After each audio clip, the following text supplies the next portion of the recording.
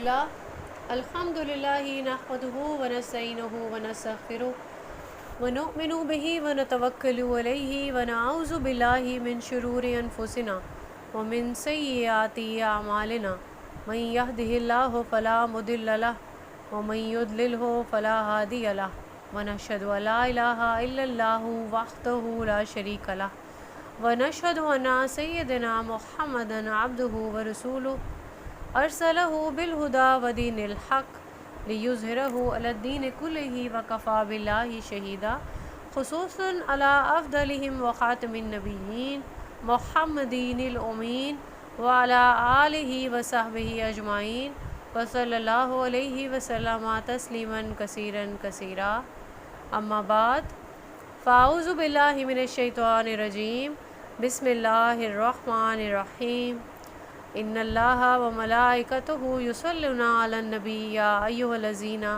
آمنوا صلوا علیہ وسلموا تسلیما رب اشرح لی صدری ویسر لی امری واحلل عقدۃ من لسانی یفقہوا قولی۔ آج کا جو ہمارا ٹاپک ہے وہ حج کے بارے میں ہے۔ مسجد حرام کی طرف جب ہم مخصوص افعال کی ادائیگی کے لیے جو سفر کرتے ہیں اسے ہم حج کا نام دیتے ہیں، ٹھیک ہے۔ تو ہم دیکھتے ہیں کہ حج جو ہے اللہ تعالیٰ نے اپنے جو بیت اللہ ہے اس کا جو حج ہے وہ 9 ہجری میں اس کو واجب قرار دے دیا تھا، ٹھیک ہے۔ تو آل عمران کی جو صورت ہے 97 ہے اس کا ریفرنس نمبر، اس میں ہم دیکھتے ہیں کہ اللہ تعالیٰ کے لیے لوگوں پر اس گھر کا حج فرض ہے۔ جو اس کی طرف راستے کی استطاعت رکھتا ہو اور جس نے کفر کیا تو یقیناً اللہ تعالیٰ تمام جہانوں سے بے نیاز ہے۔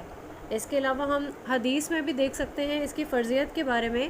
صحیح مسلم کی ایک حدیث ہے 1337 ہے، ابو ہریرہ رضی اللہ تعالیٰ عنہ سے یہ روایت ہے کہ رسول اللہ صلی اللہ علیہ وآلہ وسلم نے ہمیں خطبہ دیا اور فرمایا، اے لوگو تم پر حج فرض کر دیا گیا ہے، بس تم حج کرو۔ تو اسلام کے جو رکن ہیں جو ہم جانتے ہیں جن کے بارے میں، ان میں سے ایک یہ رکن ہے۔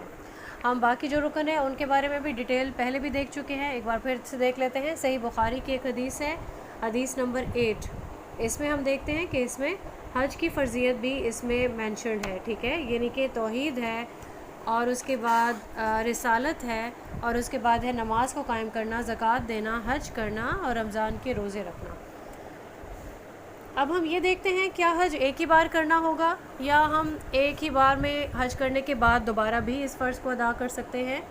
تو اس کو ہم حدیث کی روشنی میں جب دیکھتے ہیں تو ابن ماجہ کی حدیث ہے 2886، جس میں رسول اللہ صلی اللہ علیہ وآلہ وسلم نے فرمایا حج ایک ہی بار میں فرض ہے، پھر جسے طاقت ہو وہ نفلی حج ادا کر لے، یعنی کہ ایک بار فرضیت سے آپ جب فرضیت اپنی پوری کر لیتے ہیں اس کے بعد پھر سے آپ ارادہ کرتے ہیں تو آپ نفلی حج ادا کر سکتے ہیں۔ اس میں پھر حج بدل بھی آ جاتا ہے، ٹھیک ہے، یعنی کوئی اپنے والدین کی طرف سے اگر انہوں نے اپنی زندگی میں حج نہیں پرفارم کیا، آپ اپنے والدین کی طرف سے بھی حج پرفارم کر سکتے ہیں، لیکن حج بدل کا جو طریقہ ہے وہ یہی ہے کہ آپ ان کی طرف سے نیت کریں گے اور پھر ان کی طرف سے حج پرفارم کیا جائے گا۔ اور جس نے حج بدل کرنا ہوتا ہے اس کے لیے یہی شرط ہے کہ وہ پہلے اپنی جو فرضیت والا حج ہے پہلے وہ اپنا حج کر چکا ہو، ٹھیک ہے۔ تو حج جو ہے وہ شوال میں، ذیقعد میں، ذوالحجہ جو ہے اس میں تو یہ تو لازمی ہو جاتا ہے، تو شوال کے مہینے سے ہی فلائٹس جو ہے موسٹلی وہ شروع ہو جاتی ہیں، یعنی کہ حج کا سفر کرنے کے لیے۔ تو جو حج کے جو دن ہیں وہ انشاءاللہ آنے والے لیکچر میں ہم دیکھیں گے، انہی دنوں میں ہی حج جو ہے ادا کیا جا سکتا ہے، باقی پورے سال میں کسی بھی ٹائم پہ حج ادا نہیں کیا جا سکتا۔ اب ہم اس کی فضیلت کو دیکھ لیتے ہیں۔ فضیلت میں ہم دیکھتے ہیں کہ حج مبرور کا بدلہ صرف جنت ہے، صحیح بخاری کی حدیث ہے 1773۔ اب ہم دیکھتے ہیں حج مبرور کیا ہے۔ ہم اکثر اوقات دیکھتے ہیں جس طرح سے کبھی کچھ ریلیٹیوز میں یا کچھ بھی کہیں دوستوں میں، عزیز و اقارب میں کچھ لوگ حج پہ جا رہے ہیں، عمرے پہ جا رہے ہیں، تو دل میں جیسے ہی شوق پیدا ہوتا ہے کہ اچھا وہ بھی جا رہا ہے تو ہم بھی چلتے ہیں، ٹھیک ہے۔ تو جو حج ہے، عمرہ ہے، اللہ کے لیے جب ہم اس جو اللہ کے گھر کا جو سفر طے کرتے ہیں اس میں ہماری جو نیت ہے وہ بہت زیادہ پیور ہونی چاہیے، بالکل خالصتاً اللہ کی رضا کے لیے۔ تو اس کے لیے ہم پہلے سے اپنے دل میں خواہش رکھتے ہیں کہ اللہ تعالیٰ ہمیں اپنے گھر میں بلائیں، ہمیں حج کا جو موقع ہے اس پہ اللہ تعالیٰ ہمیں جو ہے بلائیں، ہمیں استطاعت عنایت فرمائیں، ہمیں توفیق دیں کہ ہم پوری طریقے سے جو ہے خلوص نیت سے اپنا جو حج ہے وہ ادا کر سکیں. تو اس کے لیے بہت زیادہ ضروری ہے کہ آپ ایسے دیکھا دیکھی یا اپنے نام کے ساتھ حاجی رکھوانے یا پھر دنیاوی آپ کی جو شان و شوکت ہے وہ ساری آپ کی نیت نہیں ہونی چاہیے، بلکہ آپ کی نیت خالصتاً یہی ہو کہ میں نے اللہ کی رضا کے لیے یہ حج کرنا ہے، اور اسی حج کو جو ہے اللہ تعالیٰ قبولیت کا انشاءاللہ شرف بخشتے ہیں. یہاں پہ ہم نے اپنی نیت کو پراپرلی خالص کر لینا ہے. اور جو کوئی اس طرح کا حج ادا کرے، یعنی کہ جس میں وہ پورے پروٹوکول کے ساتھ حج جو ہے وہ کرے، تو وہ ایسے پاک ہو جائے گا گناہوں سے جیسے کہ کوئی نومولود بچہ جو ہے وہ پاک ہوتا ہے کسی بھی گناہ سے. صحیح بخاری کی حدیث ہے 1521. اس حدیث میں آپ اس چیز کو دیکھ سکتے ہیں. اور پھر یہ کہ حج مبرور جو ہے وہ افضل عمل ہے. صحیح بخاری کی 159 حدیث ہے. پے در پہ جو ہے حج جو انسان کرتا ہے وہ فقر سے اور گناہوں سے پاک ہو جاتا ہے، یعنی گناہ پاک ہو جاتے ہیں، فقر ختم ہو جاتا ہے. ترمذی کی ایک حدیث ہے 810، اس میں یہ چیز آپ دیکھ سکتے ہیں. اور پھر یہ کہ انسان جب حج کے لیے جاتا ہے، جب ہم یہ دیکھتے ہیں کہ پچھلے سارے گناہ اسے معاف ہو جاتے ہیں، تو یہاں پہ پچھلے لیکچر میں تبھی ہم نے توبہ کرنے کی جو اہمیت ہے اس پہ بہت زیادہ فوکس کیا تھا کہ انسان کو پہلے ہی توبہ طائب ہو جانا چاہیے، پرانے گناہوں پہ وہ معافی اپنی مانگنی چاہیے. آبویسلی کوئی بھی اگر جانتے بوجھتے یا انجانے میں انسان سے گناہ تو ہوتے ہیں، انسان غلطی کا پتلا ہے، لیکن کوشش یہی ہونی چاہیے کہ جان بوجھ کے کوئی بھی گناہ نہیں کیا جائے. اور پھر اللہ تعالیٰ انشاءاللہ ہماری نیت کو دیکھتے ہوئے جو ہمارے پچھلے جو گناہ ہیں جو ہم نے انجانے میں کبھی کیے، تو ان کو بھی اللہ تعالیٰ انشاءاللہ معاف فرما دیں گے. تو اگر ہم پرانے گناہوں کی اللہ سے معافی مانگیں گے، توبہ طائب ہو جائیں گے، پھر خلوص نیت سے حج کریں گے، تو انسان کیسا ہو جائے گا. جیسے یہاں پہ ہم نے یہ حدیث ابھی آپ کے ساتھ جو شیئر ہوئی ہے بخاری کی 1521، اسی کے ایسے ہی ہو جائے گا جیسے کہ کوئی بچہ ہے.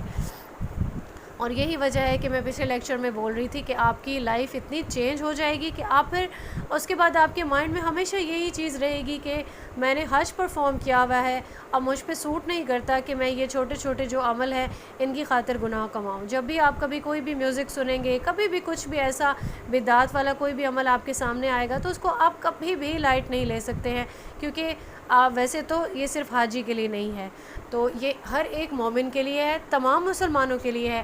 اپنا آل دا ٹائم احتساب کرتے رہنا چاہیے، اپنے آپ کو گناہوں سے پاک کرتے رہنا چاہیے. اب ہم یہاں پہ دیکھتے ہیں بخاری کی ایک اور حدیث ہے 1787، جس میں حج اور عمرے کرنے کو ان کے جو خرچ اور محنت کے مطابق اجر ملتا ہے. یعنی کوئی کتنی محنت کرتا ہے، محنت کرنے میں ساری چیزیں شامل ہو جاتی ہیں. لائک ہم نے بہترین قسم کی اپنی تیاری کرنی ہے، ایسا نہیں کہ اسراف والی. ہم نے اپنا جو اس پہ جو ایکسپینس جو ہم برداشت کریں گے، ٹھیک ہے، وہ بھی اسی میں آ جائے گا. کوئی اپنی سواری بھی ارینج کرتا ہے تو اس کو اس کا بھی ثواب ملتا ہے، یعنی کہ جتنی بھی ارینجمنٹس ہیں وہ اس میں شامل ہیں. اور پھر اس کے بعد آ جاتا ہے کہ جو حج کرنے والے کی دعائیں قبول ہوتی ہیں. ابن ماجہ کی ایک حدیث ہے 2893. اس حدیث میں آپ دیکھ سکتے ہیں کہ حدیث کے الفاظ میں ہے کہ جو حاجی ہوگا، یعنی کہ جو حج کرنے کی نیت سے سفر کرے گا، وہ اللہ کا مہمان ہے. ٹھیک ہے، تو یہ بہت ہی پیاری حدیث ہے. اس کو آپ جتنے بھی آپ کے ساتھ یہ شیئر ہوئی ہیں ان کو آپ دیکھیے.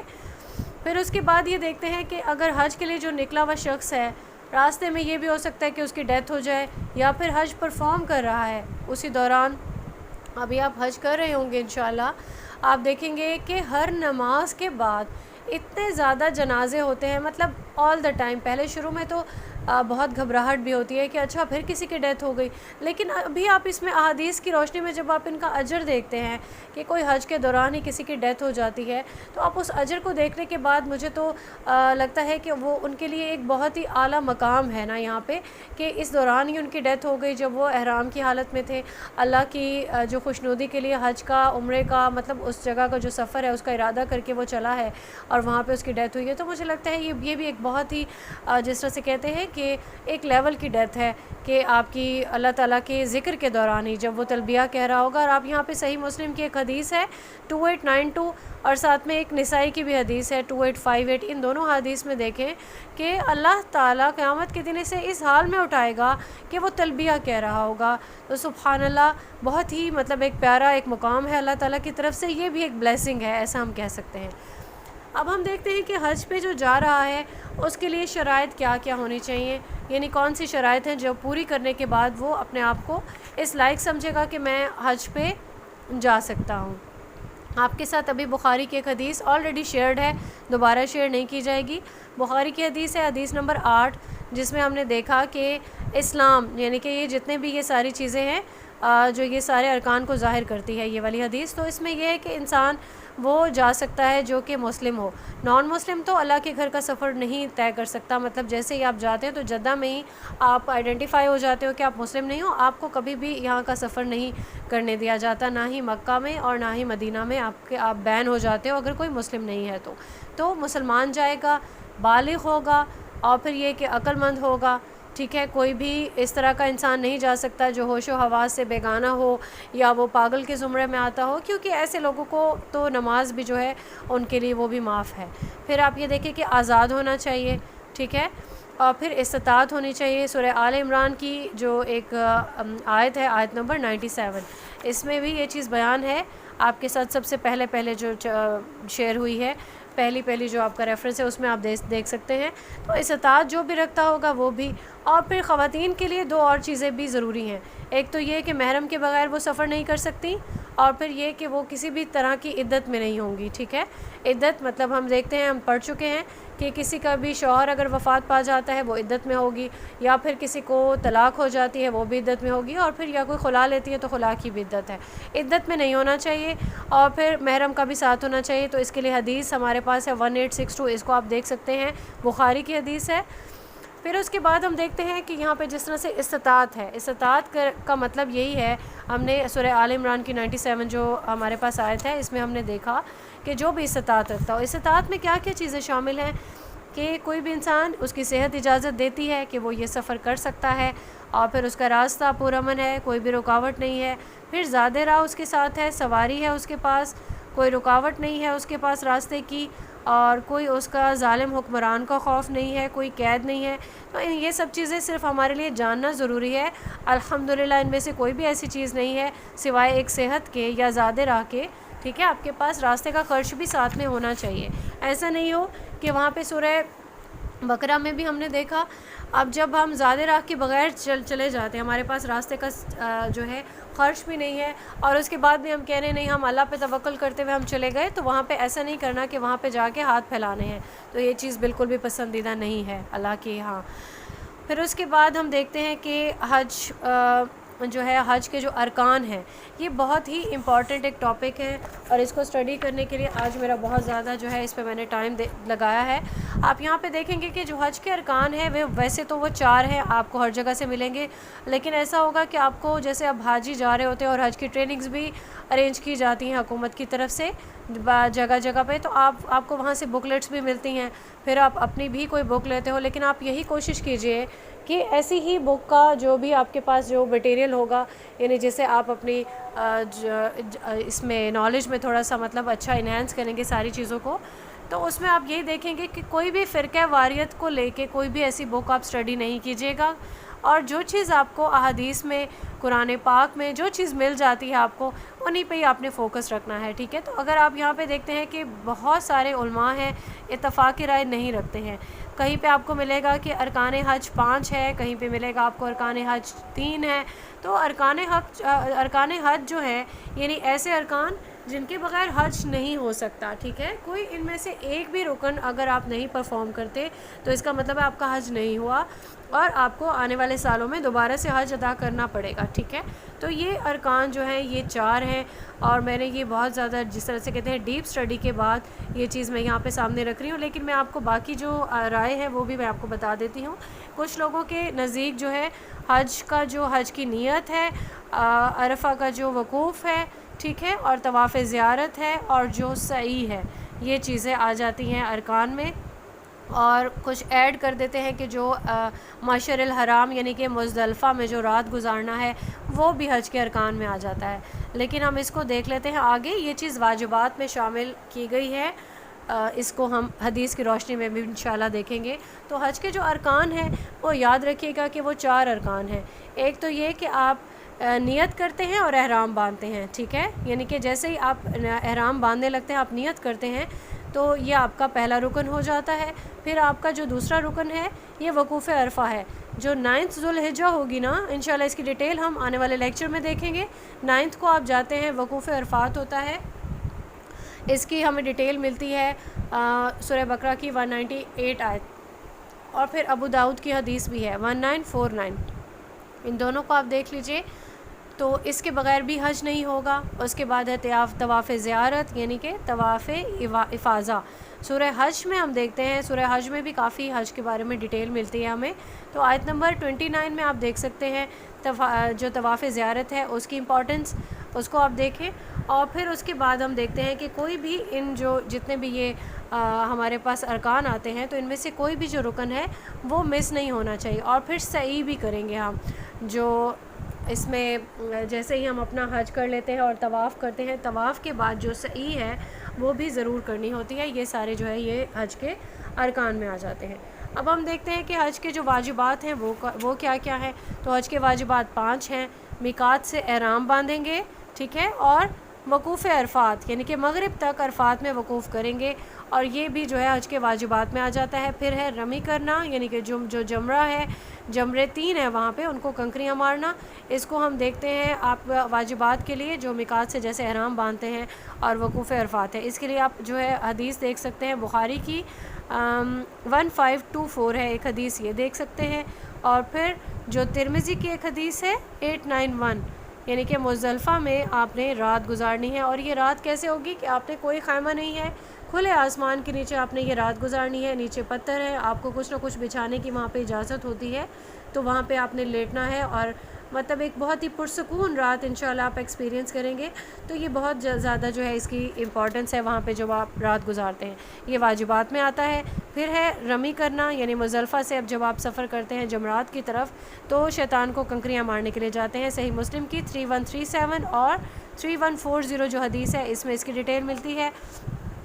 پھر آپ جب رمی کروا لیتے ہیں تو اس کے بعد آپ نے طواف کے لیے جانا ہوتا ہے، ٹھیک ہے، وہ ہمارے حج کے ارکان میں آ جاتا ہے۔ پھر اس کے بعد حلق ہوتا ہے، تو یہ حلق جو ہے یہ بھی واجبات میں آتا ہے، یعنی کہ سر کے بال یا تو منڈوا دینا یا پھر کتروانا۔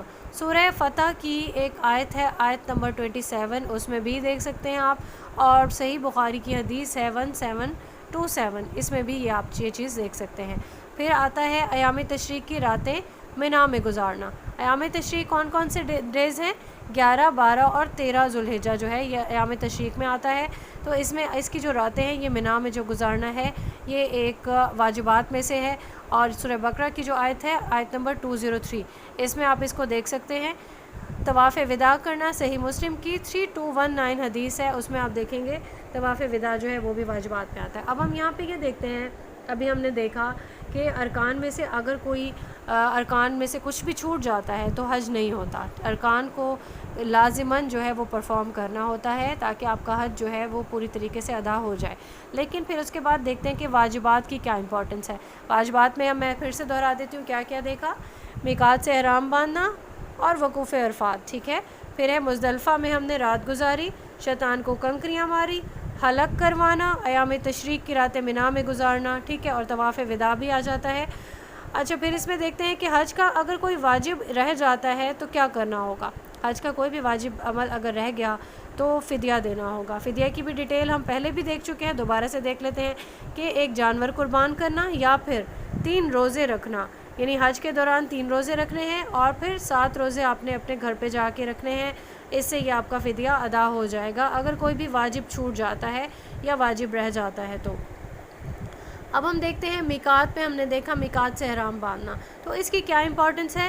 اس کے لیے ہم نسائی کی حدیث ہے 2654، اس حدیث کو دیکھتے ہیں۔ اب میقات وہ مقام ہے جو کہ تمام ممالک جتنے بھی، اب یہ جو 4 یا 5 جو کونے ہیں نا، مطلب اس طرح سے ہم اگر ان پہ ڈیوائیڈ کر دیں تو رسول اللہ صلی اللہ علیہ وسلم نے مشرق سے آنے والے اور مغرب سے، پھر شمال سے آنے والے، اور پھر مطلب چاروں اطراف رسول اللہ صلی اللہ علیہ وسلم کی طرف سے یہ سارے جو مقامات ہیں میقات کے، یہ آئیڈینٹیفائی کر دیے گئے۔ حدیث آپ کے ساتھ شیئر کی جا رہی ہے انشاءاللہ، اس میں آپ دیکھیں کہ جو مدینہ کی طرف سے جو لوگ آئیں گے وہ ذوالخلیفہ، یہ جو جگہ کا نام ہے، یہ ان کے لیے میقات ہے، یہاں سے یہ احرام باندھ دیں گے۔ شام کی طرف سے جو آئیں گے وہ جحفہ کی طرف سے وہاں پہ اس مقام پر آئیں گے، وہاں پہ یہ ایک ویران سی ایک بستی ہے، تو یہاں پہ یہ اپنا جو ہے ان کو میقات کنسیڈر کریں گے، ٹھیک ہے، تو یہاں پہ احرام باندھیں گے۔ نجد کی طرف سے اہل نجد جو ہے وہ قرن المنازل ہے ان کے لیے، اور اہل یمن جو ہے وہ یلمام کے موقع آئے گا وہاں پہ، یعنی جو جگہ آئے گی اس کو سعدیہ بھی کہتے ہیں، اور جو پاکستان سے جانے والے لوگ ہیں ان کے لیے یہی میقات ہے، یہاں سے وہ احرام باندھیں گے، ٹھیک ہے۔ اہل عراق کہاں سے باندھیں گے اپنا جو احرام ہے، ذات العراق، ٹھیک ہے۔ یہ اس کا جو موجودہ نام ہے اس کو دریبہ بھی کہتے ہیں، ٹھیک ہے۔ تو یہاں پہ یہ اپنا احرام جو ہے وہ باندھ لیں گے۔ تو یہ میقات جتنے بھی ہیں جو ابھی آئیڈینٹیفائی رسول اللہ صلی اللہ علیہ وسلم کی طرف سے کیے گئے، تو یہ حدیث کے جو ہے ہمارے سامنے حدیث ہے، اس کے طرف سے ہم یہ دیکھ سکتے ہیں سارا انشاءاللہ۔ اب ہم یہاں پہ دیکھتے ہیں کہ احرام جو ہے اس کے احکامات کیا ہیں۔ ہم سبھی جانتے ہیں کہ جیسے ہی ہم بیت اللہ میں جانے لگیں گے تو جو بھی ہمارا جو خاص لباس ہے جو عمرہ یا حج کی ادائیگی کے لیے جو ہمیں باندھنا ہوتا ہے اس کو احرام کہتے ہیں۔ مردوں کے لیے احرام کیا ہے، عورتوں کے لیے کیا ہے، اس میں ہم دیکھیں گے، اور اس کے بعد ہم دیکھیں گے کہ احرام کے احکامات کیا کیا ہیں۔ اب یہاں پہ آپ اس کو دیکھیں کہ احرام وہ خاص لباس ہے جو حج اور عمرہ کی ادائیگی کے لیے میقات سے پہنا جاتا ہے، عمرہ یا حج کے لیے۔ اور احرام جو ہے یہ فرضیات میں ہے، احرام کے بغیر آپ حج بھی پرفارم نہیں کر سکتے، آپ عمرہ بھی پرفارم نہیں کر سکتے۔ ہاں، جو روٹین کا جو طواف ہے وہ آپ پرفارم کر سکتے ہیں، اور پھر اس میں آپ روٹین کے جو کپڑے ہیں وہ پہن سکتے ہیں، لیکن ابھی ہم کیونکہ حج کے بارے میں بات کر رہے ہیں تو ہم دیکھتے ہیں کہ احرام ہے کیا۔ احرام جو ہے یہ انسلی چادروں کا نام ہے مردوں کے لیے، 2 انسلی چادریں، یعنی ایسا نہیں ہونا چاہیے کہ چادریں تو آپ نے لے لی مارکیٹ سے، لیکن پھر آپ کو لگ رہا ہے کہ اس کے کوئی کنارے نکلے ہوئے ہیں تو ہم اس کو کوئی پیکو کرا لیں یا مشین پہ اس کو کوئی سلائی، تو یہ انسلی بار بار اسی لیے بتایا جاتا ہے کہ یہ انسلی چادریں ہیں، اس پہ کوئی بھی سلائی نہیں ہونی چاہیے۔ تو ایک جو چادر ہے مرد اس کو تہہ بند کے طور پر باندھ لیں گے۔ ہم جانتے ہیں ہمارے جو پرانے وقتوں کے جو لوگ تھے وہ تہہ بند باندھتے تھے، اسی طریقے سے اس کو باندھ دینا ہے۔ اور دوسری جو چادر ہے وہ اوپر اوڑھنے والی ہے۔ احرام کی حالت میں مردوں کا جو سر ہے اور جو چہرہ ہے یہ ننگا ہوگا، جوتا ایسا پہنیں گے کہ اس میں ٹخنے نظر آ رہے ہوں گے، اور جوتا نہیں ہے اور موزے اگر پہن رہے ہیں تو بھی ٹخنے جو ہے وہ نظر آنے چاہیے، ان کو کاٹ لینا چاہیے موزوں کو، تاکہ ٹخنے جو ہیں وہ نظر آ رہے ہوں۔ عورتوں کے لیے ہم دیکھتے ہیں کہ احرام کیا ہے۔ عورتوں کے لیے اس طرح کی کوئی چادریں، کوئی احرام کے لیے خاص یا مخصوص لباس نہیں ہے، بلکہ جو لباس انہوں نے عام پہنا ہوا ہے۔ اب عام کیا لباس آئے گا اس میں کہ جو آپ کے کپڑے ہیں وہ، اور اس کے اوپر آپ نے عبایا پہننا ہے، اور اس کے اوپر آپ نے اسکارف لینا ہے، آپ کے بال نظر نہیں آنا چاہیے۔ کیا چیز جو ہے احرام میں نظر آتی ہے؟ آپ کے ہاتھ نظر آئیں گے، آپ کا چہرہ نظر آئے گا۔ اس میں جو ہے احرام کی حالت میں آپ نقاب نہیں کر سکتے، آپ دستانے نہیں پہن سکتے، یہ 2 چیزوں کا آپ نے بہت زیادہ خیال رکھنا ہے۔ پھر احرام باندھنے کا طریقہ کار جو ہے وہ ہم دیکھ لیتے ہیں۔ احرام باندھنے کا جو طریقہ کار ہے اس میں ہم آپ کے ساتھ جو ہے یہ حدیث شیئر ہوں گی انشاءاللہ۔ بخاری کی حدیث ہے 1524 کے میقات پہ احرام باندھیں گے، پھر ہے کہ غسل کریں گے احرام باندھتے وقت، تو ترمذی کی حدیث ہے 830۔ اگر کسی کو حیض یا نفاس والا مسئلہ ہے تب بھی وہ جو ہے احرام باندھے گی خاتون، 2908 جو ہے صحیح مسلم کی حدیث ہے، یہ آپ سے شیئر کی جائے گی۔ اور پھر ایک اور حدیث ہے 2908، یہی حدیث ہے، ٹھیک ہے۔ اور پھر ایک بخاری کی حدیث ہے 5852، یہ اس میں آپ دیکھ سکتے ہیں کہ خوشبو والی جو چادر ہے اس کو احرام کے طور پر نہیں باندھنا ہوتا، اور مرد جو ہیں وہ البتہ احرام باندھنے سے پہلے خوشبو لگا سکتے ہیں، بعد میں خوشبو نہیں لگائیں گے۔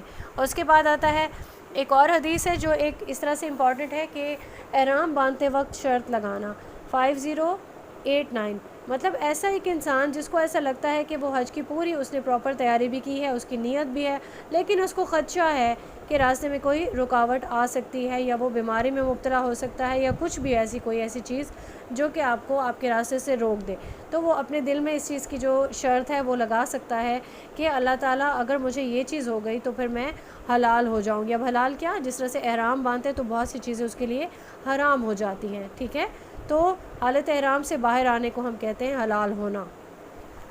اس کے بعد ہم دیکھتے ہیں ہمارے پاس صحیح مسلم کی ایک حدیث ہے 3016 کہ احرام باندھنے سے پہلے اگر نماز کا وقت ہو جائے تو نماز پڑھ لیں، اس طریقے سے نبی کریم صلی اللہ علیہ وسلم کا اسوہ حاصل ہو جائے گا۔ پھر اس کے بعد ہم دیکھتے ہیں کہ احرام ہم نے جیسے ہی باندھا تو 2 نفل ادا کرنے ہوتے ہیں، یہ ایک مستحب عمل ہے۔ نیت کی، احرام باندھا، نیت کی، اور پھر تلبیہ دیکھیں کہ جیسے ہی آپ احرام کی حالت میں آ جاتے ہیں تو وقفے سے یا اپنی حالت چینج کرتے ہوئے اٹھے ہیں آپ، اگر بیٹھے ہوئے تھے تو بھی تلبیہ دوبارہ سے پڑھنا سٹارٹ کر دیں، جو مرد ہیں وہ اونچی آواز سے تلبیہ پڑھتے ہیں، خواتین آہستہ آواز سے یا دل میں تلبیہ پڑھتی ہیں۔ صحیح مسلم کی حدیث ہے 2950۔ اس میں آپ دیکھیں گے کہ تلبیہ جو ہے وہ کیسے پڑھتے ہیں۔ پھر اس کے بعد ہے احرام کے بعد ہمیشہ حالت استواء پر رہنا صحیح نہیں ہے۔ حالت استواء کیا ہوتی ہے؟ جیسے کہ مرد ہے نا، ان کے پاس انسلی چادر ہے، ایک تو تہبند کے طور پر باندھی، ایک انہوں نے اپنے دونوں شولڈرز کو کور کر لیا۔ استواء کی وہ حالت ہے جس میں ایک کندھے سے جو ہے آپ نے یہ چادر کو اتار دینا ہوتا ہے، یہ مردوں کے لیے یہ حکم، ٹھیک ہے۔ وہ ایک کندھا جو ہے آپ نے وہ ننگا ہونا چاہیے، دوسرا کندھا کورڈ ہونا چاہیے۔ تو اس حالت میں آل دا ٹائم نہیں رہنا، یہ حالت صرف اس وقت ہوگی جب آپ اپنا طواف شروع کریں گے، یعنی کہ مرد۔ عورتوں کے لیے یہ جو چیز ہے یہ نہیں ہے۔ پھر ہم دیکھتے ہیں کہ اگر کوئی ابھی ہم نے جیسے بات کی کہ کوئی اگر فوت ہو جاتا ہے اسی کنڈیشن میں کہ وہ حج کی نیت سے نکلا، حج کی کچھ ارکان جو ہے وہ پرفارم کر رہا تھا، یا بیچ میں ہی اس کی ڈیتھ ہو گئی، یا ابھی ایئرپورٹ پہ تھا ڈیتھ ہو گئی، تو یہ ساری چیزیں اس میں آ جائیں گی۔ اگر ابھی حج پرفارم کرنا اس نے سٹارٹ نہیں کیا تو اس کے لیے حکم الگ ہے۔ اس کے لیے پھر یہی ہوگا کہ ابھی تو حج اس نے ارکان کوئی بھی نہیں کیا، ابھی سفر بھی سٹارٹ نہیں کیا ہے، تو پھر اس انسان کا جس کی ڈیتھ ہوئی ہے تو اس کا حج بدل اس کے اولاد میں سے کوئی نہ کوئی کرے گا۔ لیکن اگر کوئی احرام کی حالت میں فوت ہو گیا اور وہ حج ابھی اپنا سٹارٹ کر چکا تھا، اللہ تعالیٰ کی طرف سے اس کے بارے میں ہم صحیح مسلم کی ایک حدیث ہے 2892 اور سنن نسائی کی حدیث ہے 2858۔ اس میں ہم دیکھ سکتے ہیں کہ اللہ تعالیٰ جو ہے ان کو جو بھی اس حالت میں جس کی بھی ڈیتھ ہوگی تو اس کو وہی پروٹوکول اللہ تعالیٰ کی طرف سے دیا جائے گا، یعنی حدیث میں حکم آ گیا کہ اسے غسل دیا جائے گا، اور پھر اس کے لیے جو عام کفن ہے اس کا انتظام نہیں کیا جائے گا، بلکہ احرام کی یہی 2 چادریں اس کو جو ہے کفن کے طور پر اس کو کفن دے دیا جائے گا، ٹھیک ہے۔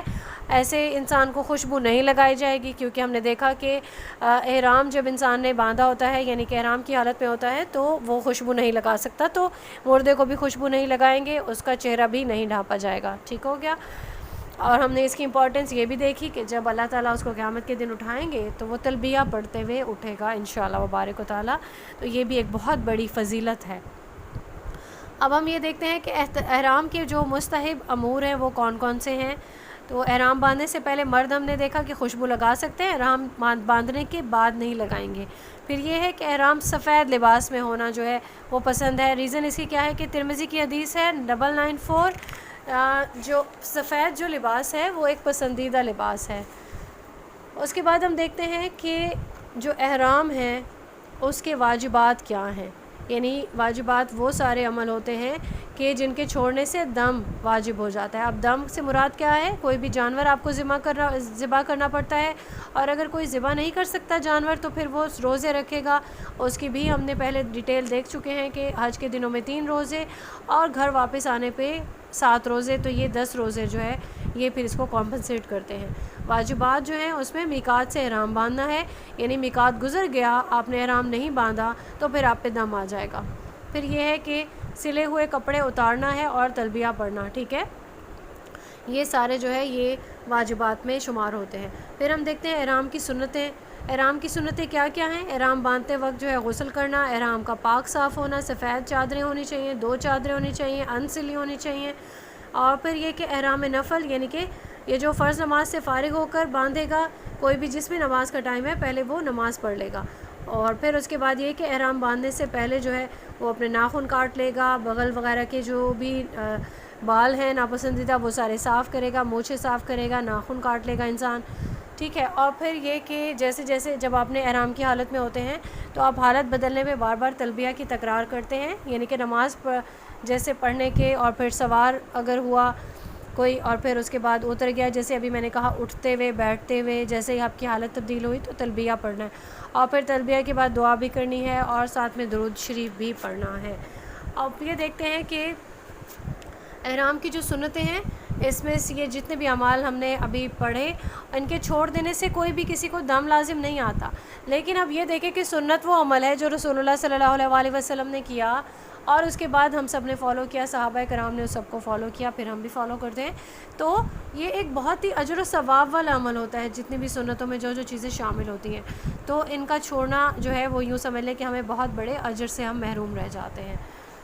اس کے بعد ہم دیکھتے ہیں کہ مباح کام کون سے ہیں، ایسے کام جو کرنے سے جو ہے جن کے کرنے یا نہ کرنے سے کوئی فرق نہیں پڑتا، مطلب آپ نے کر لیا ٹھیک ہے، آپ نے نہیں کیا تب بھی. تو یہاں پہ کچھ چیزوں میں ہم دیکھتے ہیں کہ کون کون سے ایسے کام ہیں کہ حالت احرام میں ہم وہ کر سکتے ہیں. غسل ہے، اور جو خارش کرنا ہے بدن پہ وہ بھی. اور اگر کبھی آپ کی آنکھوں میں کوئی مسئلہ ہو گیا تو دوا ڈالتے ہوئے آپ یہ نہیں سوچیں گے یا سرما لگاتے ہوئے کہ کہیں ہمیں گناہ ہو رہا ہو اور ہم احرام کی حالت میں ہیں. جیسے کہ کبھی روزوں کے دوران بھی ایسے سوال آ رہے ہوتے تھے کہ کیا ہم تیل لگا سکتے ہیں سر پہ، یا پھر مطلب ایسے کچھ کوسچنز جن کا روزے سے تعلق نہیں ہوتا. تو اس میں بھی ایسے ہی ہے، احرام کی حالت میں بہت سارے ایسے کام ہیں جو آپ نے نہیں کرنے ہوتے، لیکن جو کام ابھی ہم دیکھ رہے ہیں یہ ہم کر سکتے ہیں. اور اس کے لیے ہمارے پاس احادیث ہیں، ہم یہ کبھی بھی اپنی مرضی سے نہیں کر سکتے. جو انسٹرکشنز ہیں احادیث سے یا قرآن سے ہم لے سکتے ہیں کہ کون کون سے کام ہیں. صحیح بخاری کی ایک حدیث ہے 1840، غسل کرنا، اس میں غسل کا بیان ہے. رسول اللہ صلی اللہ علیہ وآلہ وسلم نے حالت احرام میں غسل کیا، ٹھیک ہے. اور پھر اسی حدیث میں یہ ہے کہ سر یا بدن پہ آپ خارش جو ہے اگر کوئی آپ کو ہو رہی ہے معمولی سی تو آپ کر سکتے ہیں. اور پھر اگر آپ کو علاج کے لیے ضرورت ہے آنکھوں میں دوا ڈال سکتے ہیں، سرما لگا سکتے ہیں. جیسے صحیح مسلم کی حدیث ہے 2887. اگر آپ کو علاج کے لیے جسم سے خون نکلوانا ہے، اب یہ کون سا خون ہے، جیسے کوئی اگر وہ کپنگ تھیراپی ہوتی ہے یعنی کہ پچھنے لگوانا، وہ آپ کر سکتے ہیں اگر آپ چاہتے ہیں. تو بخاری کی حدیث ہے 1835. اور پھر اس کے بعد ہے ایک اور حدیث ہے ہمارے پاس 1537 جس میں تیل لگانے کے بارے میں بھی مینشنڈ ہے کہ عام تیل لگانا جائز ہے، صحیح ہے. اور اس کے بعد یہ ہے کہ آپ سایہ بھی حاصل کر سکتے ہیں. صحیح مسلم کی ایک حدیث ہے 3139 کہ خیمے کا یا چھتری کا سایہ حالت احرام میں آپ حاصل کر سکتے ہیں، کوئی بھی اس میں ممانعت نہیں ہے. پھر یہاں پہ جو ہے ایک چیز ہے کہ خوشبودار صابن کا استعمال کرنا، لیکن اس کے لیے ہمارے پاس کوئی بھی حدیث نہیں ہے. آپ کے پاس ایسے سوپس ہیں اویلیبل، خاص طور پر جو حاجی جا رہے ہوتے ہیں تو ان کے لیے وہ چیز اویلیبل ہوتی ہے. جب آپ جس ہوٹل میں آپ کا اسٹے ہوتا ہے وہاں بھی ایسا کوئی صابن نہیں رکھا جاتا، یعنی کہ سوپ جس میں کوئی بھی خوشبو شامل کی گئی ہو. تو ڈفرینس آف اوپینین ہے، اس لیے بہتر ہے کہ ہم وہی راستہ اختیار کریں جس سے ہم بچتے رہیں، ٹھیک ہے. اور پھر یہ کہ اگر آپ کی احرام کی چادر پہ کچھ لگ گیا، کوئی سالن گر گیا، کوئی چھینٹے پڑ گئے، کچھ بھی، آپ وہ چادریں بدل سکتے ہیں. ایسے نہیں کہ آپ حالت احرام میں اور آپ سمجھیں یہ لباس میں نے اگر اتار لیا یا چینج کر لیا تو میں احرام کو کوئی مسئلہ ہو جائے گا یا کچھ فرق آ جائے گا. تو ایسا نہیں ہے، آپ اپنی چادریں دھو سکتے ہیں، احرام کی چادریں بدل سکتے ہیں. اگر آپ کو خطرہ ہے کسی بھی قسم کا تو اسلحہ بھی ساتھ رکھ سکتے ہیں، ٹھیک ہے. اب یہاں پہ جو ہے ایک اور چیز ہے کہ سمندری شکار کرنا بھی جائز ہے. سورہ مائدہ ہے آیت نمبر 96، اس میں یہ چیز بیان ہے. اور 5 موذی جانور ہیں. اب ایسا تو نہیں کہ سانپ آپ کو کاٹ رہا ہے، بچھو کاٹنے لگے اور آپ کہہ رہے ہیں کہ نہیں میں حالت احرام میں ہوں. تو حدیث ہمارے سامنے ہے صحیح بخاری کی 3314 جس میں یہ چیز مینشنڈ ہے کہ 5 موذی جانور بیان کیے گئے ہیں، اس میں آپ ان کو مار سکتے ہیں، قتل کر سکتے ہیں. اور پھر اس کے بعد جو ہے احرام کی چادریں جو چینج کرنے کا جو ابھی بات ہوئی ہے اس میں 1545 حدیث ہے ہمارے پاس. اگر اسلحہ آپ رکھنا چاہتا ہے کوئی تو بخاری کی حدیث ہے 1844. اس حدیث میں ہمیں وہ ریفرنس ملتا ہے جب صحابہ کے پاس اسلحہ تھا تو وہ حالت احرام میں تھے. اور پھر کہا جاتا ہے جس طرح ایک بہت زیادہ زور دے کے کہا جاتا ہے کہ کوئی بھی خاتون اپنے سر پہ کنگھی نہیں کرے اور بال نہیں کھولے، ٹھیک ہے. ہم وہاں پہ احتیاط کریں، جان بوجھ کر اپنے بال توڑنا یہ سب چیزیں منع ہیں. لیکن اگر آپ کو بال کھولنا چاہ رہے ہیں تو آپ کر سکتے ہیں. صحیح مسلم کی 2910 حدیث ہے، اس میں یہ چیز مینشنڈ ہے. عورتیں جو ہے وہ اپنے جیسا بھی لباس ہے وہ پہن سکتی ہیں، بس آپ نے ایک جو ماڈسٹ ایک انسان ہوتا ہے نا اس کا خیال رکھنا ہے، ڈیسنٹ طریقے سے جانا ہے. آپ کا عبایا بہت ڈیسنٹ ہو، چمک بھڑک والا نہیں ہو، دوسروں کو متوجہ کرنے والا نہیں ہو، ایسے رنگین لباس یا رنگین کوئی چیزیں بہت زیادہ نہ ہوں کہ لوگ آپ کی طرف متوجہ ہوں. بہت ہی زیادہ ڈیسنسی سے آپ نے عورتوں نے اپنے احرام کا اس چیز کا خیال کرنا ہے. عمرہ اور حج کا جو احرام ہے وہ برابر ہے، اس میں کوئی بھی ڈفرینس نہیں آئے گا. صحیح مسلم کی 2798 حدیث ہے، اس میں یہ چیز بیان کی گئی ہے. اب ہم یہاں پہ دیکھتے ہیں کہ احرام میں جو نہ کرنے والے کام ہیں وہ کیا ہیں. مردوں اور عورتوں کے لیے دونوں کے لیے یہ چیز جو ہے وہ یکساں ہوگی کہ احرام کی حالت میں ہم کون کون سے کام نہیں کر سکتے. ہم اپنے باڈی پہ، اپنی کپڑوں پہ، اپنے جسم پہ خوشبو نہیں لگا سکتے. ایون ڈیتھ بھی ہو جاتی ہے تو ابھی ہم نے حدیث میں دیکھا تھا سنن نسائی کی 2856 کہ ڈیتھ بھی ہو گئی تو ایون جو فوت شدہ انسان ہے اس کو بھی خوشبو نہیں لگانی ہے، تو اپنی باڈی پہ کوئی خوشبو نہیں لگائے گا، اپنے بال کو جان بوجھ کے نہیں توڑے گا، ناخن نہیں کاٹے گا۔ ابھی جو کہتے ہیں کہ کنگھی نہیں کرنی چاہیے تو وہ اسی لیے کہتے ہیں کیونکہ ہم بعض اوقات کنگھی جو ہے کرتے ہوئے اپنے بالوں کو بہت کھینچ کے کنگھی کرتے ہیں تو بال ٹوٹ جاتے ہیں، تو ہمیں کیونکہ اس چیز کا ہمیں ڈر ہوتا ہے نا، تو وہ ہم اس لیے کنگھی نہیں کرنا بھی ٹھیک ہے۔ اور ویسے بھی اگر آپ دیکھیں آنے والے لیکچر میں بھی انشاءاللہ ہم دیکھیں گے کہ اللہ تعالیٰ کو اب جس طرح سے روٹین کے جو کچھ اعمال ہیں نا جو ہم اپنی روٹین میں کر رہے ہوتے ہیں، وہ حج کے دوران وہ ساری چیزیں کچھ چینج بھی ہیں۔ لائک یہاں پہ ہم نماز پڑھنے کے لیے اللہ تعالیٰ کی طرف سے ہمیں انسٹرکشنز ہیں، خوشبو لگائیں، نماز کے لیے اچھا لباس پہنیں، ٹھیک ہے۔ عورتوں کے لیے خوشبو نہیں ہے، عورت صرف وہی خوشبو لگا سکتی ہے جس کو وہ خود ہی فیل کرے، کسی دوسرے کو وہ خوشبو نہیں جانی چاہیے۔ اور پھر یہ کہ مردوں کے لیے خوشبو لگانا اور عورتوں مردوں کے لیے یکساں ہیں، صاف ستھرا لباس پہننا، غسل کرنا، ٹھیک ہے۔ لیکن جب آپ جاتے ہیں حج کے لیے تو اس میں اللہ تعالیٰ کو جس طرح سے کہتے ہیں فقیروں والا حلیہ بہت پسند ہے کہ آپ جو ہے اپنی یہ ظاہری سب چیزوں کا اہتمام کیے بغیر صرف اور صرف اللہ کی رضا کے لیے اپنے سارے اعمال کر رہے ہوں۔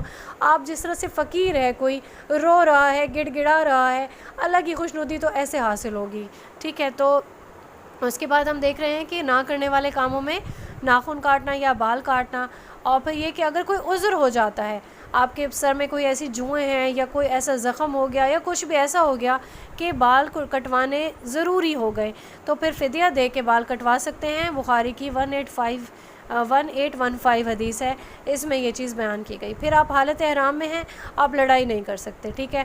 تو آپ کوئی نافرمانی کا کام ویسے بھی کرنا منع ہے، لیکن حالت احرام میں تو بالکل بھی بہت زیادہ جو ہے ممنوع ہو جاتا ہے۔ پھر یہ ہے کہ جنسی افعال، آپ شہوت والی کوئی بات بھی نہیں کر سکتے، ایون بیوی سے کسی کی ایسی کوئی نگاہ بھی نہیں اٹھا سکتے۔ ایون سورہ بقرہ کی آیت ہے 195، صحیح بخاری کی حدیث ہے 1521، صحیح مسلم کی حدیث ہے 1350۔ ان سبھی کو آپ دیکھ سکتے ہیں کہ یہ سارے ممنوعات میں شامل ہیں یہ سارے کام۔ پھر یہ کہ نکاح بھی نہیں کر سکتے، ایون کروا بھی نہیں سکتے، ایون پیغام بھی نہیں بھیج سکتے، یہ بھی ممنوعات ہیں۔ صحیح مسلم کی ہمارے پاس حدیث ہے 3446 اور ترمذی کی حدیث ہے 840۔ اس میں یہ چیز پوری طریقے سے بیان کی گئی کہ نکاح کرنا، کروانا یا پیغام بھیجنا، یہ ساری چیزیں ممنوعات ہیں۔ پھر یہ ہے کہ سورہ مائدہ کی آیت نمبر 95 ہے، خشکی کے جو جانور ہیں ان کا شکار نہیں کر سکتے، ایون شکار میں تعاون بھی نہیں کر سکتے۔ لائک کوئی جا رہا ہے اور آپ نے اس کو جو ہے جانے کی اجازت دے دی، یا پھر اس کے جانے کے لیے آپ نے کوئی سامان پرووائڈ کر دیا کہ جی جائیں آپ شکار کریں، تو کوئی تعاون نہیں کرنا ہے، ٹھیک ہے۔ تو اپنے لیے کیا گیا شکار کھانا، یہ بھی ممنوع ہے۔ پھر اس کے بعد ہم دیکھتے ہیں کہ مردوں کے لیے کیا کیا چیزیں ممنوع ہیں۔ سلا ہوا کپڑا نہیں پہن سکتے، ابو داؤد کی حدیث 1823۔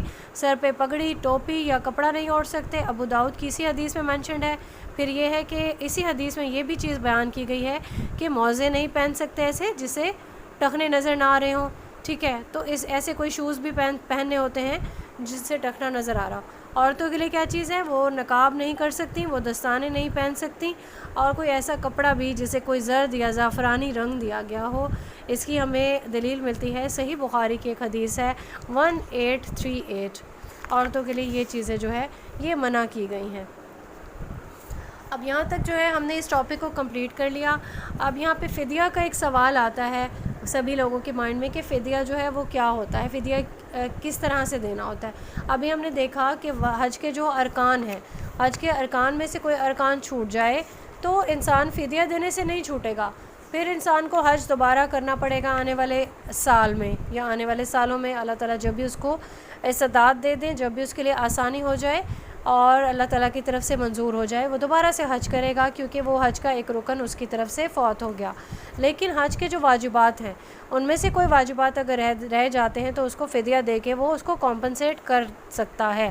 اب فدیہ جو ہے اس میں جانور قربان کرنا ہوتا ہے، ٹھیک ہے، یا پھر یعنی کہ جانور میں کیا آتا ہے، بکری کی قربانی کر سکتا ہے، یا پھر اس کو 3 روزے حج کے دنوں میں اور پھر باقی کے 7 روزے گھر پر رکھنے ہوتے ہیں، یا پھر ایک اور چیز ہے جس میں 6 مسکینوں کو وہ کھانا کھلا سکتا ہے۔ اب حج یا عمرہ کرنے والے جو لوگ ہیں وہ احرام کی پابندیوں کی خلاف ورزی نہیں کر سکتے۔ تو ابھی ہم نے دیکھا کہ فدیہ اس طرح سے دیں گے۔ پھر ہم دیکھتے ہیں کہ اس کو ہم دم بھی کہتے ہیں، ٹھیک ہے۔ احرام کے جو واجبات ہیں یعنی کہ جتنے بھی ہم نے واجبات ابھی دیکھے تو یا تو وہ جانور قربان کرے گا یا پھر وہ روزے رکھے گا، یہ چیز ہم نے ابھی اس میں دیکھ لی۔ پھر یہ ہے کہ کن صورتوں میں حج جو ہے وہ باطل ہو جاتا ہے اور پھر قضا اس کی کرنی لازمی ہو جاتی ہے۔ تو یہاں پہ 2 صورتیں ہیں جو ہم نے ارکان پڑھے، کوئی رکن اگر فوت ہو گیا یا پھر کسی نے اگر بیوی سے اپنا ریلیشن شپ قائم کر لیا تو اس کا حج باطل ہو جائے گا، یہ چیز قابل قبول نہیں ہے۔ ایون آپ کو شہوت کی نگاہ سے دیکھنا بھی جو ہے وہ بھی آپ کو الاؤ نہیں کیا گیا۔ تو فدیہ جو ہے پھر ایسے انسان کو دینا ہوتا ہے جو احرام میں سے کسی ایسے فعل کا ارتکاب کر لے جو ممنوعات ہیں۔ اور پھر ہم دیکھتے ہیں کن صورتوں میں فدیہ دینا پڑتا ہے۔ ابھی ہم نے دیکھا کہ کسی کو سر میں تکلیف ہو گئی اور اس نے سر کو منڈوانا ہی پڑا، اسے سورہ بقرہ کی آیت نمبر 196 اور صحیح بخاری کی 1815 یہ حدیث ابھی آپ سے پہلے ہی شیئر کی جا چکی ہیں، ان میں آپ دیکھ سکتے ہیں۔ پھر اگر کسی نے شکار کر لیا، ٹھیک ہے، تو جس جانور کا اس نے شکار کیا اس کو اب قربانی کے طور پر ویسا ہی جانور جو ہے وہ قربان دیا جائے گا، قربانی کے لیے اس کو دینا پڑے گا، ٹھیک ہے۔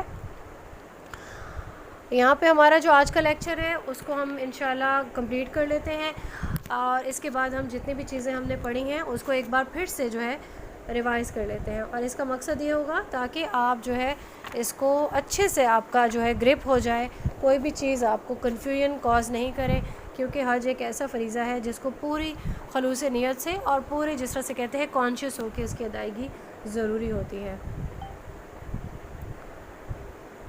بارک اللہ لی و لکم فی القرآن الکریم ونفعنی و ایاکم بالآیات و ذکر الحکیم۔